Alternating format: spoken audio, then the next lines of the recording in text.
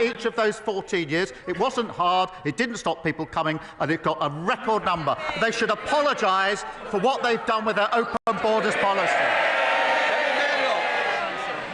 Mr. Speaker, he did not answer a single... Do you want to leave?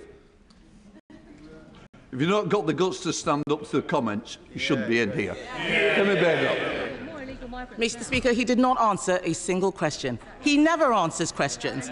He wants to talk about the past. The fact is, we've acknowledged where things went wrong. He will never take responsibility. He will never take responsibility.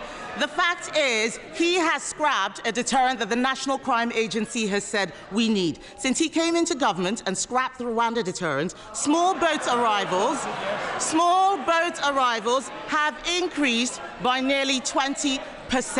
His own MPs are complaining about having to house asylum seekers. So can the Prime Minister tell the House how much more his government will spend on hotel accommodation because he scrapped the deterrent?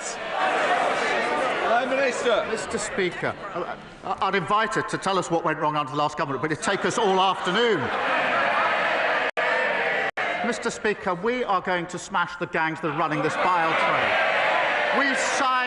We signed a landmark agreement with Germany this week. Order. Mr. Philp, you've been very loud. I think now we're going to have a little bit of silence from you, Prime Minister.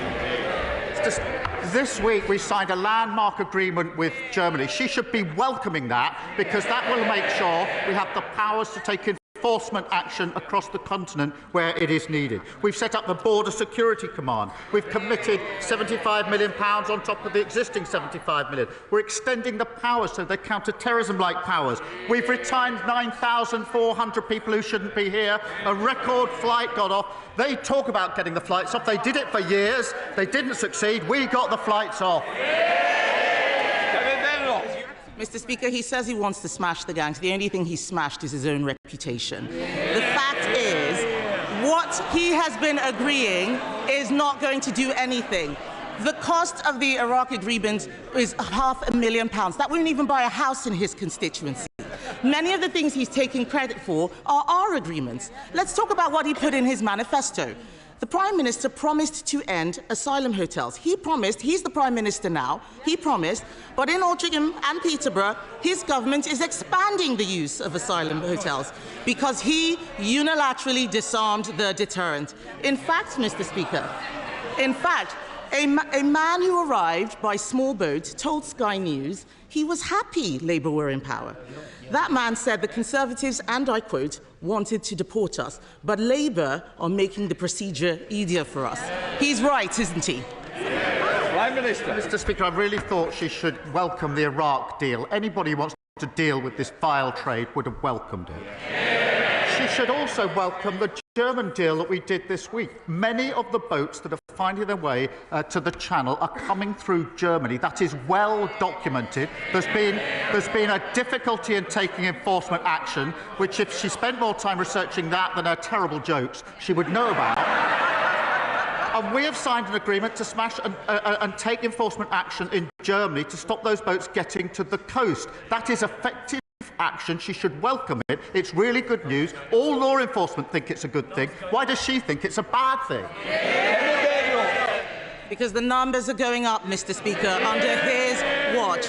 The Prime Minister has consistently backed criminals over law-abiding British people. He defended terrorists like Hizb ut-Tahrir in the European Court. He argued all immigration law had a racist undercurrent. He voted against life sentences for people smugglers. He voted against more than 100 measures to control migration. He even said it was wrong. He even said, Mr. Speaker, that it was wrong when the Conservatives took away Shamima Begum's citizenship. Now he has appointed her defence lawyer as his Attorney General. Mr. Speaker, events in Syria mean we may see more small boat arrivals. For once, will he take the side of the British people and strip citizenship from jihadi terrorists and supporters of Assad who want to come back and destroy this country? Prime Minister. Mr. Speaker, I was Director of Public Prosecutions for 5 years. I unlike anyone on their benches, I was prosecuting for 5 years hundreds of thousands of criminals. That includes huge terrorist gangs, rapists. I was working for 3 of those 5 years with the then Home Secretary Theresa May, who commended the work that I did at the end of those 5 years. So for her to stand there and say, I haven't done anything in law enforcement, I dedicated 5 years of my life to law enforcement, locking up criminals, which is more than she can say. And it would be easier to take the opposition seriously if they actually got serious. Not a slither of remorse, not a hint of contrition. It's like the arsonist complaining about the people who are trying to put the fire out. And all they do is come every week with more and more complaints. Just wait till they get their hands on the people that created the mess that we are clearing up. We're fixing the economy, we're ending their open borders policy, we're taking down the waiting list. That's what people voted for. We're delivering it. No law. Mr. Speaker, since in the last couple of months, since I spoke to the Prime Minister here about the need for social and industrial investment in Cornwall, we've had a fresh tranche of shared prosperity funding, a huge boost to international interest in our most cleanest energy industries, and we've had a roadmap to greater political autonomy that reflects Cornwall's unique national identity. Will the PM join his minister on that visit in the spring to meet with the industry firsthand and spell out a roadmap for Cornwall to helping Britain become a clean energy superpower? Prime Minister. Mr. Speaker, I thank my honourable friend. He's a champion of the extraordinary potential of Cornwall, particularly in our transition to clean power by 2030. Next week we'll publish our English devolution white paper, setting out our ambitions to move power from Westminster into every part of England, including Cornwall. And I know he and his colleagues are meeting the Deputy Prime Minister to discuss this next week. Leader of the Liberal Democrats, Sir Ed Davey. Thank you, Mr. Speaker. While Syrians are rejoicing at the overthrow of the brutal Assad regime, many people there and around the world are worried about what comes next, as the Prime Minister indeed said, with the threats of extremism, ISIS terrorism and unsecured chemical weapons. Only an open political process can bring peace and stability, but that will require the full backing of the international community. So does the Prime Minister share my concern that President-elect Trump said about Syria, and I quote, "The United States should have nothing to do with it"? If America walks away and steps away, will he step up and work with other allies to provide British leadership over Syria? Prime Minister. He's right to say this is a very serious moment. We all welcome the fall of Assad. I hope this can be a turning point for Syria, a much-needed turning point, but that is by no means guaranteed, and that is why we've been speaking intently and intensely with our allies in the region across the globe about how we ensure that this is peaceful, it is political, and it's a rejection of terrorism and violence. This could be a turning point, but in the past we've always thought that what comes next is necessarily better. That hasn't turned out to be the case, and that's why we're working so hard on this and showing the leadership that he and the House would expect from this government. Sir Ed Davey. Can I thank the Prime Minister for that reply, and I hope we can continue to work on a cross-party basis to do Britain's role in securing peace and stability in the Middle East. But moving on to another subject, Mr. Speaker, British farmers are the best in the world. Yeah. They are the best in the world because of our tradition of family farms, where from generation to generation a commitment to high-quality food, to our precious environment, animal welfare, is passed down. But family farms were let down badly by the last Conservative government, with their botched transition to new payment schemes and their unfair trade deals with Australia and New Zealand that have undercut British farmers. Now, many family farms feel the government's budget will be the final blow. So will the Prime Minister change course and recognise the vital role that British family farms play? Yeah. Prime Minister. Mr. Speaker, as he knows, we put £5 billion into farming over the next 2 years. That's a record number under the budget. Last week alone, £350 million to support farmers in the United Kingdom. That does contrast with the last government, who was an underspend of £300 million in relation to farmers. In relation to inheritance tax, as he knows, in a typical family case, the threshold is £3 million, and therefore the vast majority of farmers will be unaffected, despite the fear-mongering of the party opposite. Bill Brittle. Mr. Speaker, places of worship are vitally important, not just for practising one's faith, but also for local heritage. The government's Places of Worship grant scheme currently provides much-needed tax relief for religious buildings in need of renovation, but is scheduled to end next year. What assurances can the Prime Minister provide my constituents that the government will continue to support restoring our much cherished places of worship, such as Holy Trinity Church in Horwich? Prime Minister. I thank you for that question and recognise the important roles that these buildings play at the heart of communities, particularly, Mr. Speaker, at a time like Christmas. There are a wide range of funds available for maintenance and restoration, including the National Lottery Heritage Fund's Places of Worship scheme. Details will be confirmed in the usual way by departments at the spending review. Hannah. Mr. Speaker, last week my neighbours Omar and Delma Al-Shashaki, who serve South Belfast as a doctor and a classroom assistant, received the news that they have been dreading. Dalal's mother and brother were among 23 Gazans killed in their tent by an Israeli airstrike in the so-called humanitarian zone of Al-Mawasi, and other family members are fighting for their lives in a barely functioning health system. Prime Minister, the crisis in Gaza is getting worse and not better. None of us in this chamber can end their nightmare, but we can do more. This government have rightly used every tool at their disposal, sanctions on arms and trade and officials against Putin's Russia.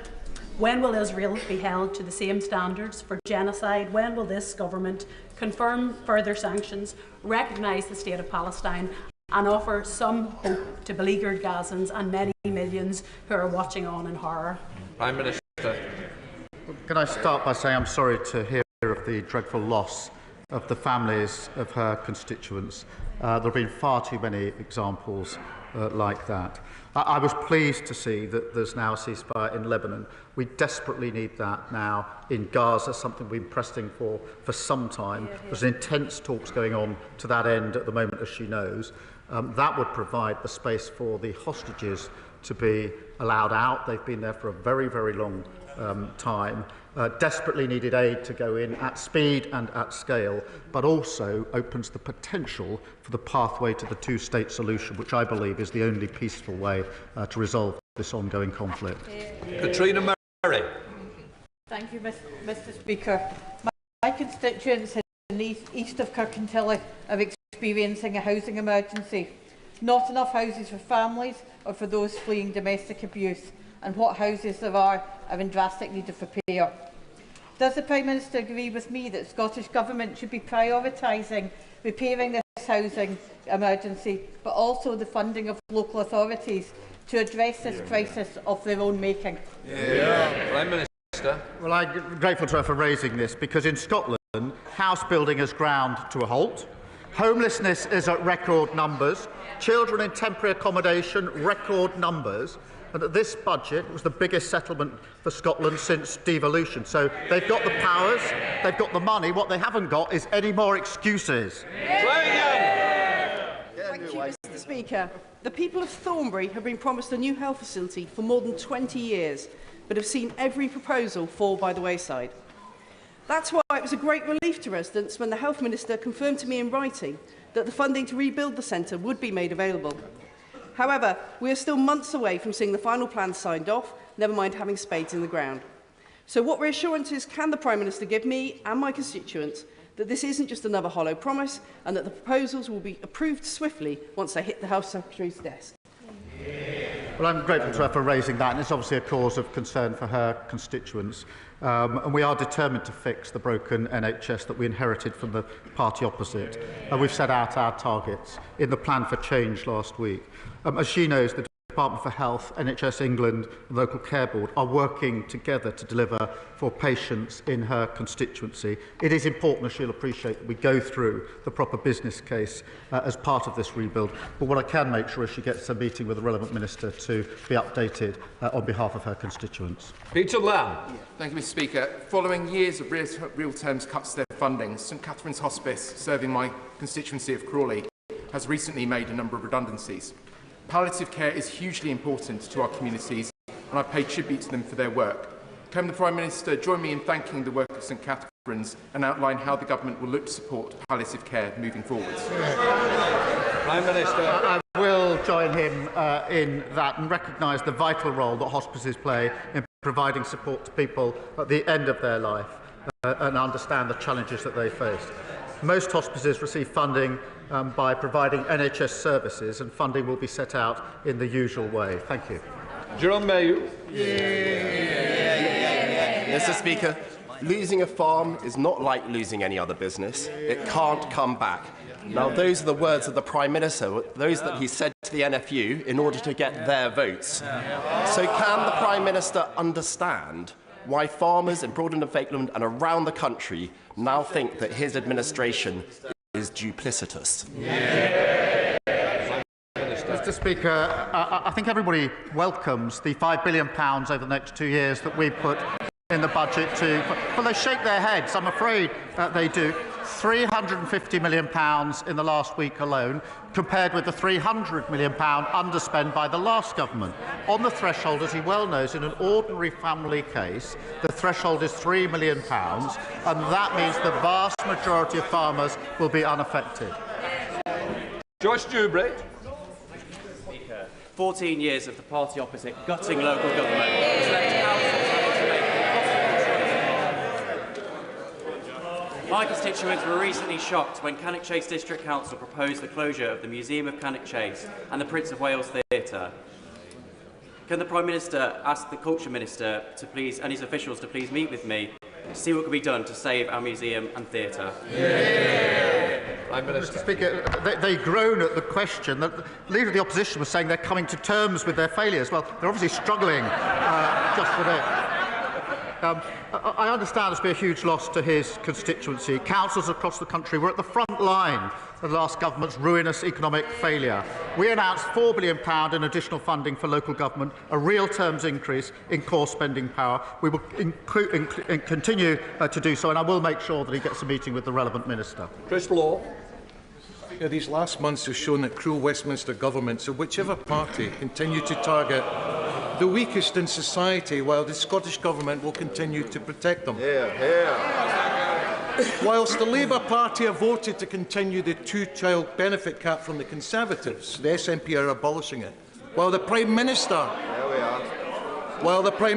picks the pockets of pensioners of their winter fuel allowance, Scotland's First Minister, John Swinney, has reinstated it.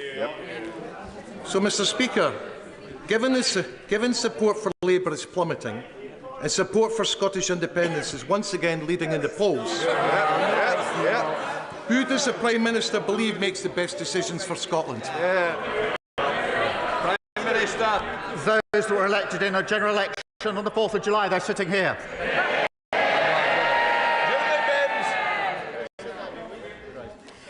In centuries past, the three rivers that converge on the centre of Carlisle have made the city highly defendable against invading armies. However, in 1985, 2005 and 2015, those same rivers overpowered the city, leaving thousands devastated by flooding. What assurances can the Prime Minister give my constituents that the flood defences that the Conservatives promised but failed to deliver will be completed under this government? Can I start by wishing her a happy birthday? She raises a really important matter for her constituents who faced appalling flooding too many times, and the last government left our defences in a state of absolute disrepair. Mr. Speaker, we're investing £2.4 million this year, and the Environment Agency are currently studying options to improve protection in Carlisle. I'll make sure she gets a meeting to discuss the specific options. Becca Paul. Thank you, Mr. Speaker. In recent weeks, the former head of MI6, Sir Richard Dearlove, has warned that conflict between Russia and the West is no longer coming, it has already come. With Russia poised to spend more than 6% of its GDP on its military next year, the time for reviews and roadmaps is over. Will the Prime Minister recognise the urgency of the situation and commit to spending at least 2.5% of GDP on defence without further delay? Well, Mr. Speaker, she's right about the importance of national security, particularly at the moment. At the budget, we delivered £2.9 billion increase in the MOD budget. We're pleased to deliver the largest pay rise for our armed forces in 22 years, and we'll set out the path to 2.5 in due course. That target, of course, was last met under the last Labour government. It wasn't met once in the 40 years that they were in power. Right, McNally. Mr. Speaker, in October 2023, my constituent Mark Somerville received the shattering news that at 43 he had motor neuron disease. Since then, he has set up the Mark Somerville Foundation and is doing incredible work to raise awareness of the condition. Mark is in the gallery today and will speak to MPs later about living with MND. Will my right honourable friend join me in recognising the work of Mark and his foundation and commit the government to doing all it possibly can to support efforts to find a cure for this devastating disease? Well, I thank my honourable friend for raising this case. He mentioned it to me last night, and I do pay tribute to Mark, who's in the gallery, and the work of his foundation.